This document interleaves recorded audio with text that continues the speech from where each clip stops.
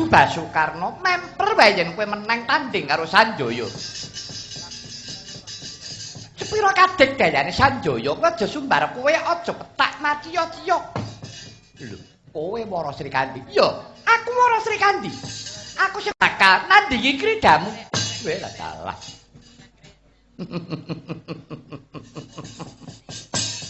Srikandi, bojomu nyandi. Kok dadi kowe sing maju? Aja kowe wong ayu. Eman-eman yen to nganti kowe cilik lara gedhe temekaning pati yen nganti bojomu ngengeng piye? Mula kowe tak eman wong ayu, mundura. Wong wadon kruyuk kabutan pinjung. Kakang Prabu Karna, ora cocok kowe ngremehake wanita. Digoyong apa aku wani nandingi kridamu ayo. Katokno budimu. Kowe lah dalah ora kena dimen. Cobanen legane atiku.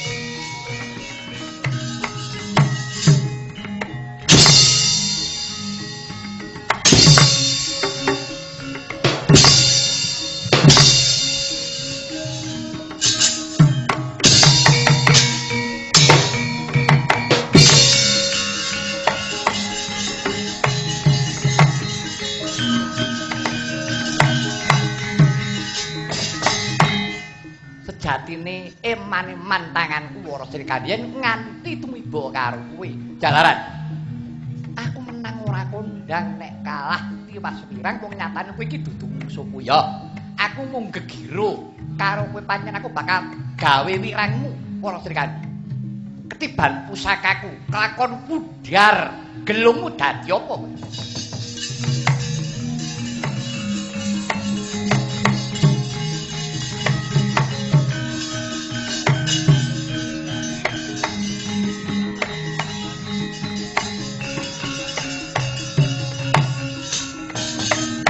Mentang langkap nggih Sang Prabu Karna punang jemparing ingkang wis mungguing gendhewa pinentang pentang merit suwanane kaya putung-putunga gendhewane mepas kebat kaya kilat kesik kaya tatik kenging jati ning lisan ukele Wara Srikandi teksih gelo kenging pusakane Ra Prabu Karna temah jobol padha sanalika ger sinurak sagung para prajurit ing Ngastina Wara Srikandi.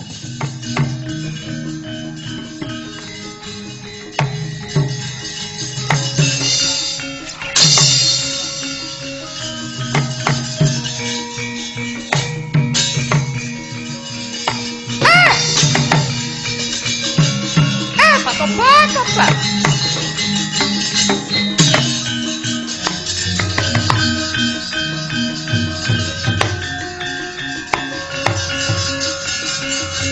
Kapitauna kewa ingkang garwapun Wara Srikandi Kanjeng Pangeran. Eneng apa Wara Srikandi kowe temeka tawang-tawang tangis. Ngaturaken kawuningan. Dinten menika Kakang Prabu Karna sampun jumeneng dados senopati. Rikala semanten kula nampi pisuwanipun ingkang rayipun Sanjaya. Badhe kempakayan para Pandhawa kula teter kasektenipun. Tanding kaliyan Kakang Prabu Karna nanging Yayi Sanjaya gugur madyaning kepalagan. Kula boten trimah kula mbelani. Kula perang tanding kaliyan Kakang Prabu Karna. Kakang Prabu Karna sanget anggenipun ngewak-ewakaken tanding kaliyan kula Pangeran Kanjeng Pangeran kula boten trimah. Ing atasipun namakaken pusaka boten purun namakaken jaja menapa jangga. Dipun tamakaken ukel kula ngantos sudar kados mekaten. Kula dipun surak kaliyan para prajurit ing Ngastina.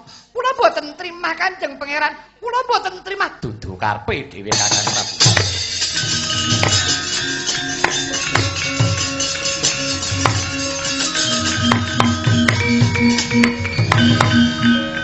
Kan Nyandi. Kula badhe nandhingi kridanipun Kakang Prabu Karna. Jare mau mo. Jare mau mopo, kula mboten menang inggih sampun timbang ancik-ancik bangke ning kadang sepuh. Sing ngomong ngono mau sapa? Ayo. Sak menika kula badhe majeng wonten palagan. Mengko dhisik to. Lungguh dhisik. Mboten sak menika kula badhe majeng. Kowe nekat maju. Nek kowe menang tak sembah dlamakamu kowe. Gage maju. Wis gage maju saiki nek kowe menang karo Prabu Karna tak sembah dlamakamu. Sababipun menapa? Sababe kowe dudu perang ing Senopati, bebela marang bebener, nek kowe Senopati mbok mbelani bojo. Ora.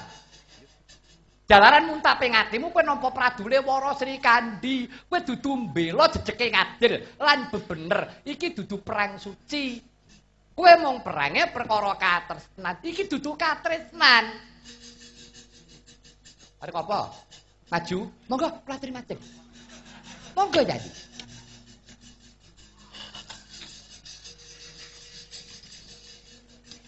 Dipikir kanthi wening Janaka, dipikir kanthi wening. Narik kowe ngarep pun Kakang rak wis paring dawuh. Pikiran aja grusah-grusu durung-durung mopo. Perkara kowe krungu pangandikane Kanjeng Bibi Kunti Tari Brata kaya ngono mau. Ya apa ora? Inggih Koko Prabu. Nah, bareng saiki kowe nampa Pradune Sri Kandi, kowe muntap atimu aja ngono jadi. Yen perangmu iki mengko ora metu saka perentune atimu kang suci mbela marang bener. Kowe ora bakal entuk pengayomaning Gusti, bakal wirang kedadehane. Nek mati ngono bae ora dadi ngopo. Nek yen ngati Janaka kuwirangan. Wah, bebayani ya. Bebayani Janaka. Pikiran. Sewu lepat Yagung Pangaksama Paduka Kanjeng Koko Prabu. Ngantos Sri Paduka kula supe dateng Purwadasina. Nah, rak ngono. Wis saiki karepmu piye? Inggih Koko Prabu. Menawi tetila mekaten badhe kula estakaken dinten menika kula maguting ayuda. Perangmu iki mbelani Sri Kandi apa kowe iki jrejreng satriya? Duh Koko Prabu, kula ngedhawuh pangandikanipun Jeng Koko Prabu. Menawi kula mboten saged nyirnakaken angkara murka menawi ngantos sing binjang saya ngombro-ombro. Kula mesakaken dumateng putra wayah. Nah, rak ngono ya. Si Adi kudu eling. Kowe kuwi satriya dadi dutane ngadil. Kowe maju perang iki diutus. Sing utus sapa? Gusti Kang Maha Kawasa. Satriya kuwi duweni kewajiban mangrurah satru murka rawe-rawe rantas malang-malang putung. Aja mawas kuwi sanak apa kadang. Kuwi kewajibaning satriya rumagang gawe, rumeksa jejeke ngadil ndelalae mungsuhmu kuwi sedulur. Nah iki pancen kala mangsane Janaka eneng kene iki bakal misahake kuwi angel. Katresnan apa kewajiban? Iki kudu mbok pilih salah siji. Abot to, katresnan apa kewajiban? Yen katresnan ya kaya tembungmu sing arep mau. Kowe ngeman karo Kanjeng Bibi Kunti. Aja nganti Bibi Kunti keloro-loro atine kowe moh perang kuwi kowe ngeman katresnan. Ngeman sedulur. Nek kowe cacat uripmu. Sing nyata sapa Gusti sing gawe urip. Wah Janaka yen ngono dudu satriya. Wong loro saudon telu sauruban.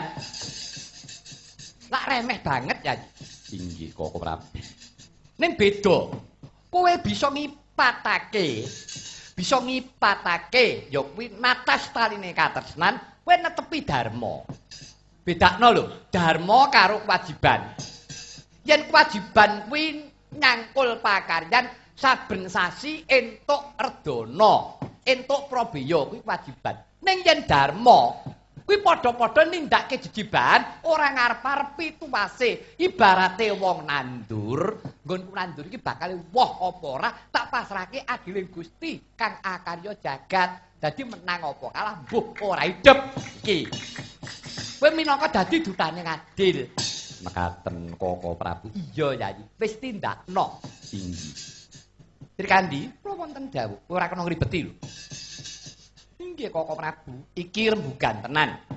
Aja perkara katresnan. Inggih Kanjeng Koko Prabu.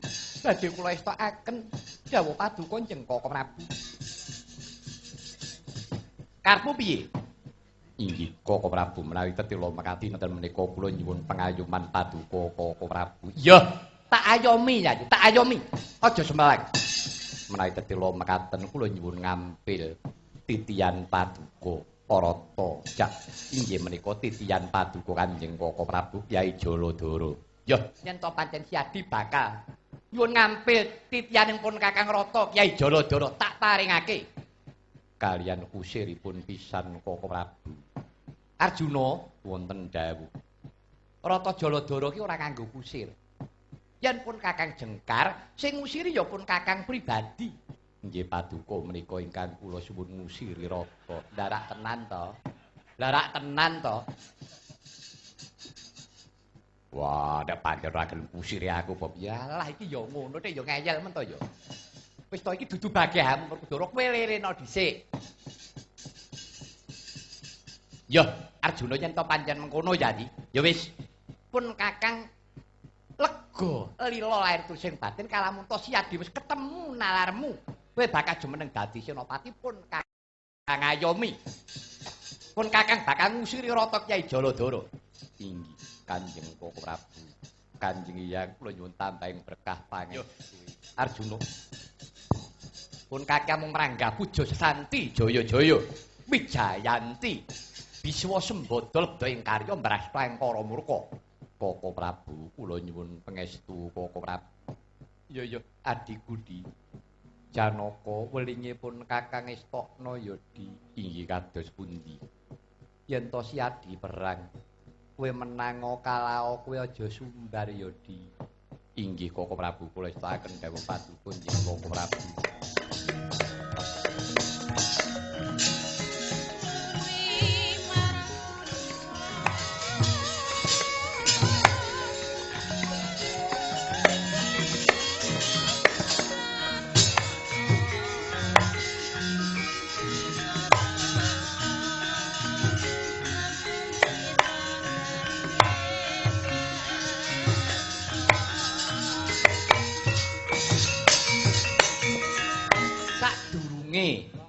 Dina iki jumangkah menyang Palagan. Arjuna, Siadi ngerti apa ora ing akasa kae ana mendung ngendanu ireng gameng. Keparipun Koko Prabu. Kok meteng-metengi pandulu, lepasna jemparing padangna swasana ing akasa kae. Sing katon mendung ireng gandul kae tiban ana jemparing. Senopati kok wedi karo mendung. Wis to. Kowe iki aja maido karo pun Kakang. Tindakno. Kowe gelem nindakake apa ora? Inggih kula estakaken Koko Prabu.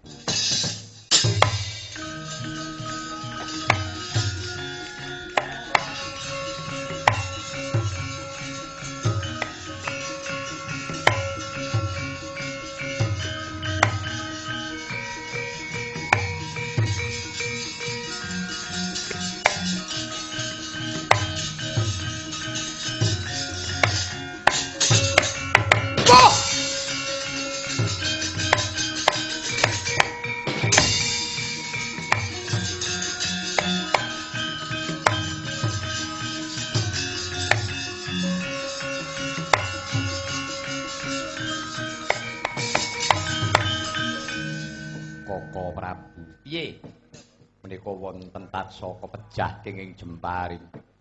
Lah ya sing tak arani mendung ngendanu ireng gameng mau ya wujuding ula kuwi. Menika sinten? Kuwi Ratu Guwa Barong, Prabu Hardawalika. Lepatipun menapa? Nek jane kuwi ora luput ning arep ngancam patimu. Kowe kelingan apa ora? Nalika lakon Pandhawa buta. Jaman ana lakon Pandhawa dibuang ana tengah alas Kamyaka, kowe tau mateni ula. Jenenge Prabu Nagagombang apa ora? Nalika ula rikala semana bakal mangsa Yayi Puntadewa. Ana jroning sanggar pamujan kelingan ora? Inggih kemutan. Ora mateni ratuning ula. Lah, kuwi anake Nagagombang. Jenenge Hardawalika karepe mono. Kuwi ya arep nyirnakake Siadi timbang kowe dipateni luwung mateni. Jalaran yen ora mengkono kowe bakal temekaning pati. Mekaten Koko Prabu. Ya, wis aja nganti dipikir bab perkara patine ula iki. Sing baku nindakake jejiban. Monggo Koko Prabu.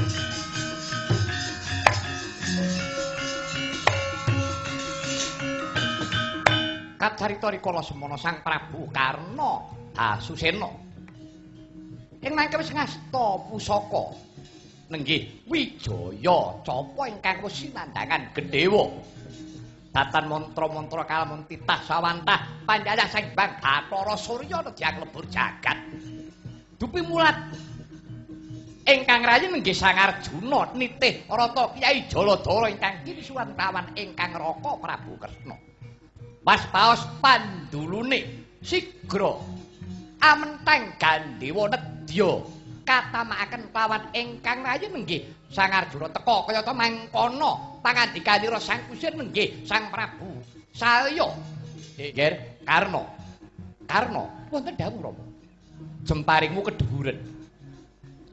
kedhuwuren kowe mendheka mboten Rama menika pas jangga ora kuwi kedhuwuren kowe mendheka mboten Rama menika pas jangga wong dikandhani kok kuwi kedhuwuren Rama kula aturi Kanjeng Rama kula aturi ngendhaleni lampahing kuda lampahing kreta sampun ngaten nyaruwe kanjeng Senopati rikala semanten kula rak sampun matur Kanjeng Rama dados kusir kemawon menika kewajibaning Senopati oh ya wis nek wis sak karepmu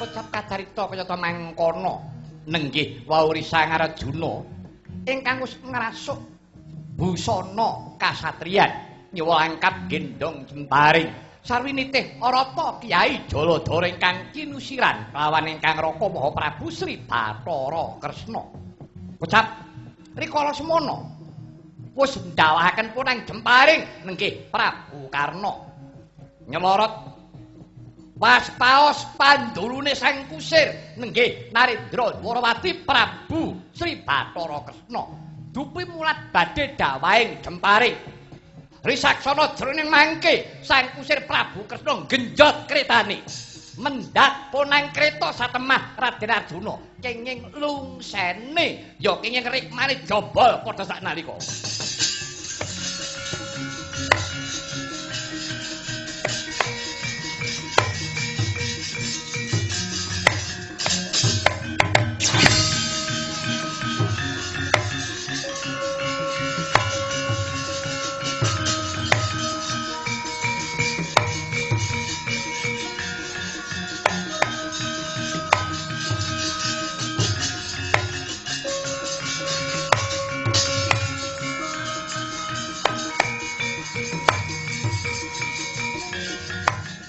Prabu.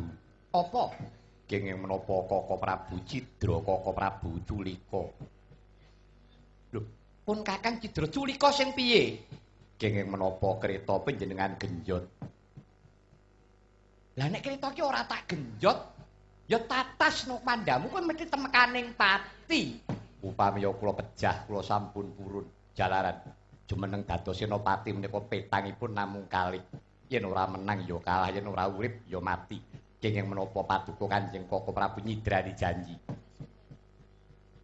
Upami kula alit saged ageng dumuginipun pejah menika hukuming senopati kula lampahi. Namung Kaka Prabu kedah ingkang wicaksana kedah jujur. Ya, ketoke sak kribatan gunemmu ki bener. Saiki ayo padha ditriti kanthi permati. Ora kok jeneng pun Kakang ki ngawur bawur ing paningal nggugu karepku dhewe kuwi ora. Apa to sebabe kreta tak genjot kuwi ana sababe? Sababipun menapa? Yen sing dadi senopati ki Werkudara apa Yayi Puntadewa apa Nangkula Sedewa, kretane ora tak genjot, mati ya wis. Nek Siadi kudu tak ayomi. Sababipun menapa? Sabab Bathara Wisnu kuwi binelah panitise dadi Kresna lan Arjuna. Upama kembang lan sarine, geni lan urupe, upama sesotya lan banane. Yen kowe mati, aku kudu mati. Nah, maka Bratayuda iki urung rampung iki. Ayo. Sing arep nutuke sapa? Senengane kok ngeyel. Ijo apa piye? Aku senopatine kowe kusire. Mekaten Kaka Prabu. Nah, aja muring dhisik to takono. Wong ki aja kagetan, aja gumunan. Ya to? Kowe tau krungu piwulang ngono kuwi. Aja kagetan, aja gumunan. Nek eneng kahanan sing sajak nyolowadi, sajak beda karo padatan, dipikir kanthi wening, diwaspadakake kanthi permati. Nyuwun pangapunten Kanjeng Koko Prabu. Senengamu kok gusa-gusu kowe iki jane alus tembungmu. Ini ya untuk krusak-krusek kuwi. Grusak-grusu hatimu kuwi. Inggih. Koko Prabu lajeng rikma kula ingkang jobol menika kados pundi? Karepmu piye? Koko Prabu, kula nyuwun panjenengan dandosi. Senopati kok berak. Kudu dandan ya. Wis ayo, tak dandani ya.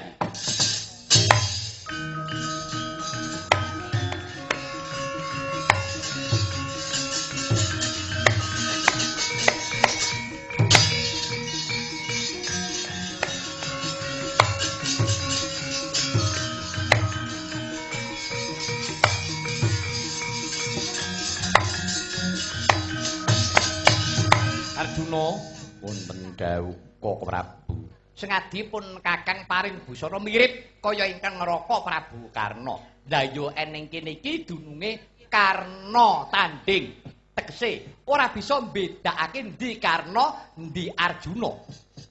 Mekaten Koko Prabu. Iya, Yai. Wis kene. Pas padakno kanthi permati yen ingkang ngraka Prabu Karna numpak kreta, kembarana numpak kreta. Yen nggone peperangan kuwi kanthi dedaratan, kowe ya kudu perang dedaratan. Perang jemparingan ya kembarana perang jemparingan semono perang keris ya mengkono. Inggih Koko Prabu. Wis kene janji enggak numpak rata Kyai Daladara.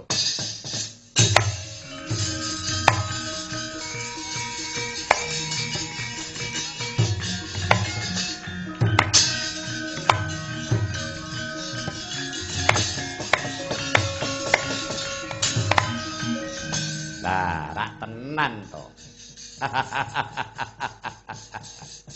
Kanjeng Rama kok gumujeng, wonten menapa, Ram? Waspadakno. Piye dadine jemparingmu? Tumama apa ora? Mrucut to saka Geganta. Kanjeng Rama, ingkang lepat sanes kula. Lah lupute sapa? Lepatipun Kakang Prabu Kresna. Lupute ning ndi? Kakang Prabu Kresna genjot ratanipun. Ingkang satemah Janaka namung kenging lungsenipun. Upamane Prabu Kresna kuwi genjot kretane kuwi entuk ibarate keneng gaman Enda kuwi hukume sah. Wong eneng paprangan arep kena jemparing kena gegaman. Enda mingung ewa apa nengen kuwi entuk. Keterangane sing ora gelem nampa penemuning liyan iki kowe Karna. Karna rak rumangsa bener to. Tak kandhani Karna bener ki ning telu. Siji benere dhewe, loro benere bebrayan, telu bener sejati. Tegese benere dhewe ya awake dhewe nganggep bener nang urung mesti nek wong liya nganggep bener. Ping pindho benere bebrayan. Kuwi benere wong akeh, aku ngarani bener, kowe ngarani bener, tangga ya ngarani. Nek bener sejati ketemune awake dhewe nek wis mati. Kuwi bener sejati. Ya sejati ning bener. Mongko kowe kuwi nganggo benere bebrayan kowe ora. Kowe nganggo benermu dhewe. Rumangsa aku iki wong wicaksana, aku wis bener dhewe. Entuk-entukane ya kaya ngene iki. Isini-sini to. Jemparingmu merucut. Tekse merucut saka Geganta. Meleset saka kudangan. Pedah apa aku ngudang-udang kowe Karna? Tak jagak-jagake anakku mantu. Dadi senopati kang utama nyatane ndi? Ora iso ngrampungi dhewe. Isin aku Karna. Wis kusirana dhewe, mbuh, redep.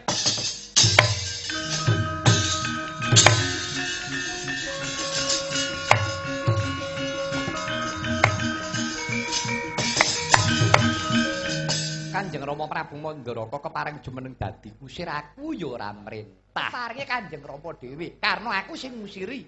Ewadene kelakon kaya mengkene Kanjeng Rama Prabu ora karenan ora dadi ngopo. Wong kan ora dikusiri aku iso tumindak. Arjuna. Arjuna, ayo papakno kridane Prabu Karna.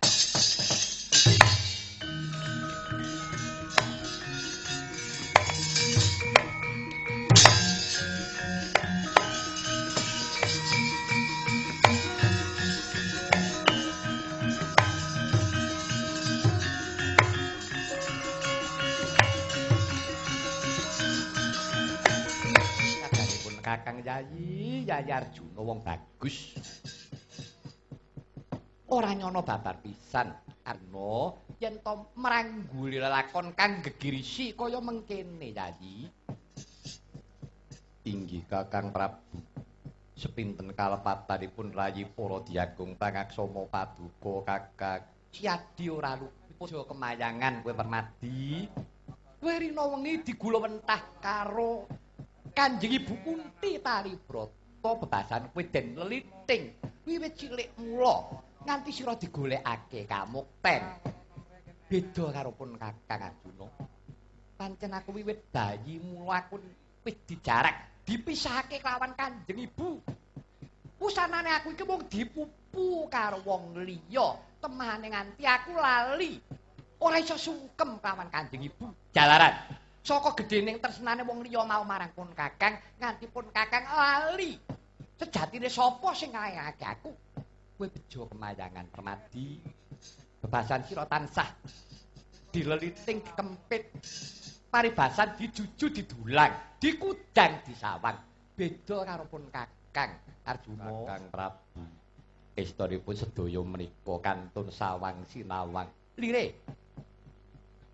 Nadyan paduka mboten dipun gulawentah kaliyan Kanjeng Ibu, nanging paduka rak dipun gulawentah kaliyan bapa, teksipun kaliyan Rama.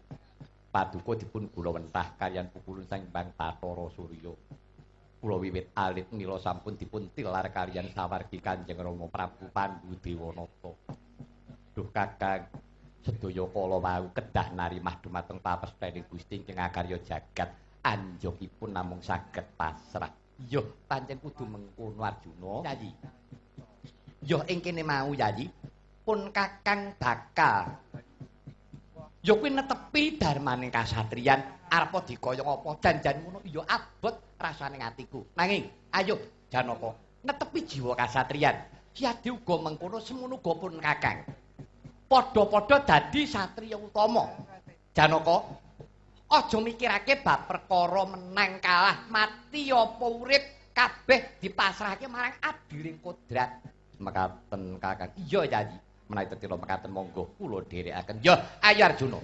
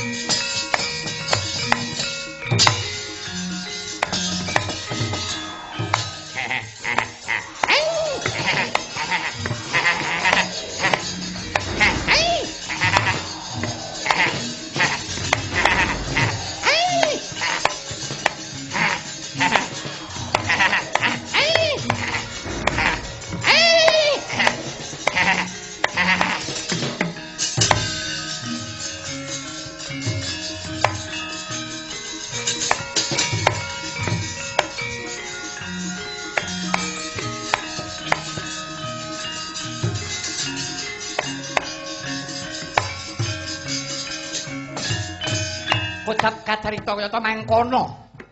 Nalika semana Prabu Karna miwah Raden Arjuna perang sarwi nitih Arata adu kaprigelan. Parandene Sang Prabu Karna dinira nitih Arata kawon prigel kawan ingkang rayi nenggih Sang Arjuna.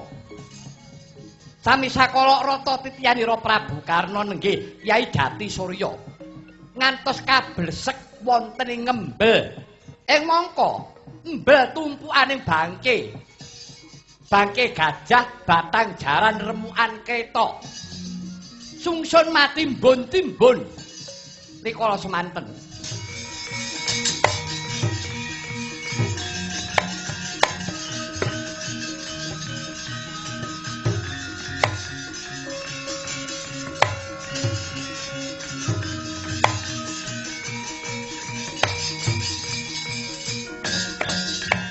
Kacarita Prabu Karna ngungkih wujuding Arata ingkang mlebet wonten beting embel parandene nadyan kinetok karosane Prabu Karna wondene datang saged ngungkih medhasake beting embel wujuding kreta paripaksa saya lebet saya katrot saya jero Ratih Jati Surya ngantos Prabu Karna datan melu kelan mengsahira Risang Arjuna ingkang narika semana wis mentang gendhewa senjata pamungkas peparing Sang Hyang Jagat Girinata Kyai Pasopati nedyani nepasaken ucap Prabu Kresna sigra hamabengi.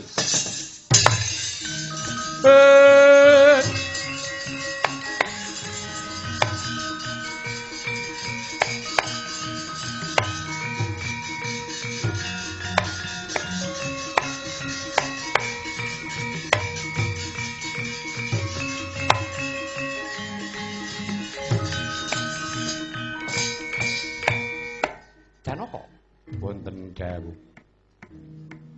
pusakamun mbok kapake badhe kula lepasaken Koko Prabu kula sampun boten telatos ngentosi kawan Kakang Prabu Karna ingkang namung budidaya ngungkih titiyanipun Arata ingkang kablesek wonten ing ngembel ngantos boten melu dumateng kula badhe kula rampungi sak menika teksian mbok lepasi Yai Pasopati inggih saka mburi inggih sakengingipun. Lho, kok sakengingipun piye to? Bratayuda kuwi perang nganggo tatanan ora awur-awuran. Nyododo ndi dodo. Yen kowe nglepasake jemparing saka mburi, Kakangmu Prabu Karna iki mengko kena gigire. Nadyan kowe menang ora kondang kowe dianggep nyolong laku. Koko Prabu lajeng kados pundi saking pamrayoginipun. Wis saiki ngono bae. Siadi toto jemparingmu Kyai Pasopati pentangen. Tak pancinge Prabu Karna. Mekaten Koko Prabu. Iya, nek sing ati-ati lho Yayi. Luput pisan kena pisan Janaka.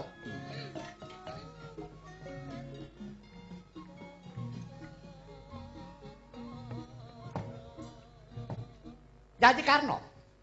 Kok destun temen. Anggonmu ora melu kawan mungsuhmu kowe kuwi Senopati, kowe iki dudu wong bulan.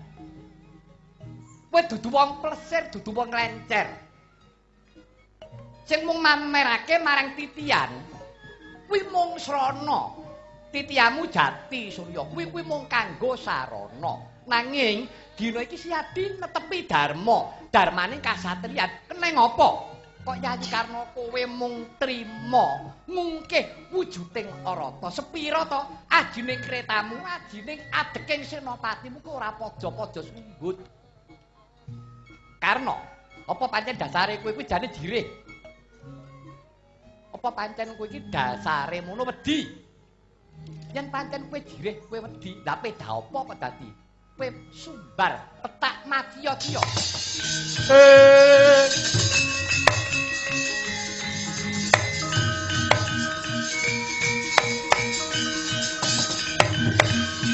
jagat dokter ya jagat pramudita. Sejatine sing jirih kuwi dudu karo nanging sing jirih kuwi Janaka. Janaka, Kene ngopo kowe sumbar wae kok kesambatke wong liya? Kok dudu kowe dhewe sing ngucap? Apa pancen dasare kowe ora mentolo? Apa dasare kowe wedi karo pun Kakang? Kowe satriya utama sumbar wae kok nganti mbok wakilake karo Prabu Kresna. Kok dadi kowe ora percaya karo pribadimu dhewe? Sebab apa Janaka? Kacarita. Lumepas kebat kaya kilat kesit kaya tatit sumusuping ponang pusaka Kyai Pasopati. Tumancep janggalira Prabu Karna. Bergagah padha sanalika gugur pengawak kusuma bangsa.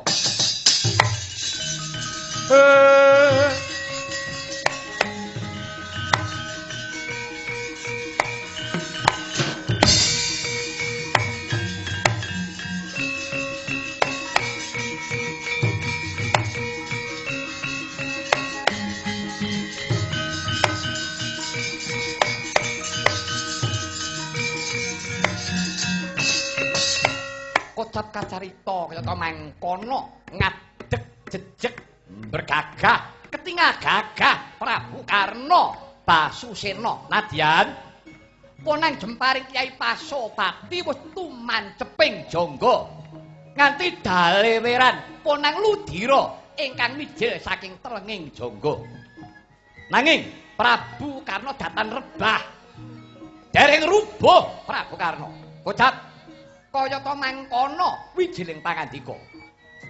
Duh kadangipun Kakang Yayi. Pun Kakang bakal ngrangkul Siadi. Maju mrene Yayi. Arjuna.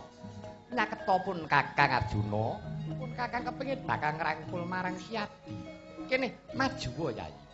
Ngandi. Poko Prabu. Kula badhe ngrangkul kaliyan Kakang Prabu Karna. Jalaran Kakang Prabu Karna paring dawuh pungkasaning pinanggih. Nek kowe nggugu aku aja.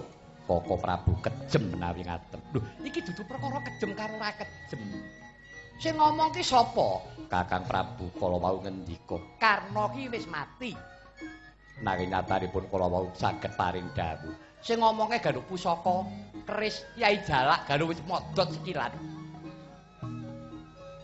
Iki mengko yen kowe nyaket ora urung kanggo golek pepulih sedane ratu Gustine keris kanggo bakal nancep ana janjamu nek kanthi ku mati piye. Kae lho wis padane sik kae lho. Kae disapang-sapang gampang kae lho. Piye? Ngaten Koko Prabu. Wis to. Ayo bali dhisik. Kae karben lunga dhisik. Inggih Koko Prabu. Kamanungsan nggih pusaka keris Kyai Jalak sami sakala oncat saking merangkane wangsul mring kayangan cakra ngerang ngabyantara ngarsane Roseng Bang Bathara Surya kaya atur muninga kalamonta ingkang putra Sang Basusena wis gugur ana madyaning palagan.